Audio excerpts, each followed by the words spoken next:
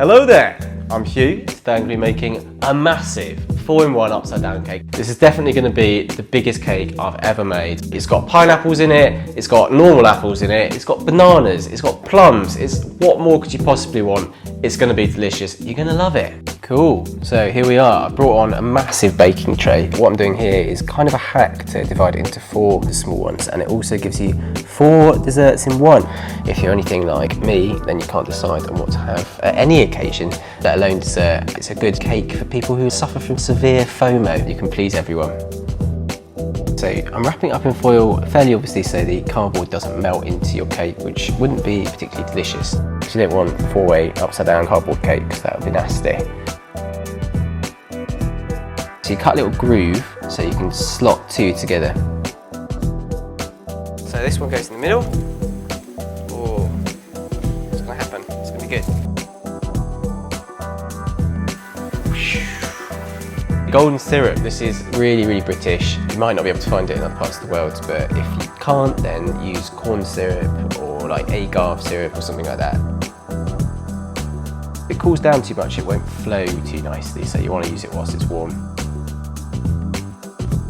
We're going to pour this all over the bottom. This is to give you a beautiful caramelised coat or kind of like a glaze. So it's going to be upside down at the end. This is going to be on top. Pineapple first, that's super 70s. Put in the Glace Cherries, why not? One for the grandparents. Here we go, some apples going in. We've got some plums going in. I tried it out with strawberries and it went really strange, so it's a no. And bananas were delicious, so it's a winner.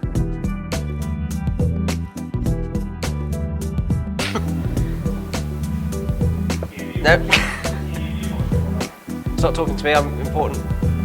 Yeah, I've worked here for 3 years and I still can't put a bowl down in the middle of a board. But most of you know, when you're making a cake, you should mix your dry ingredients and your wet ingredients separately. Yeah, the butter's nice and soft. Nice and soft. Here you're rubbing in the butter to make a kind of fine breadcrumb texture. It's a really big tray and you're splitting it into 4, remember, which is what we're going to do after it's nicely combined. You know, whisk everything in, make sure it's super smooth, there's no lumps of butter or anything left. Add your milk, that sort of thins it a bit to make it more of a pourable consistency, which is important because in the next step you're going to be pouring it all over the fruit and you don't want to dislodge them. So we split it in 4. Pineapple goes with pineapple, obviously. Cinnamon, this is for apples, very, very nice. Lemon and plums, very lovely, very British, I think. Maybe it's British, I don't know, maybe it's American. And chocolate chips, chocolate and banana, who doesn't like that?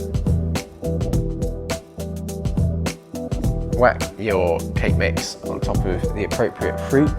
You can obviously go for whichever toppings and flavourings you like. If you don't like apples for some reason, then yeah, go for something else. Go for carrots, it's a bit weird, don't go for carrots.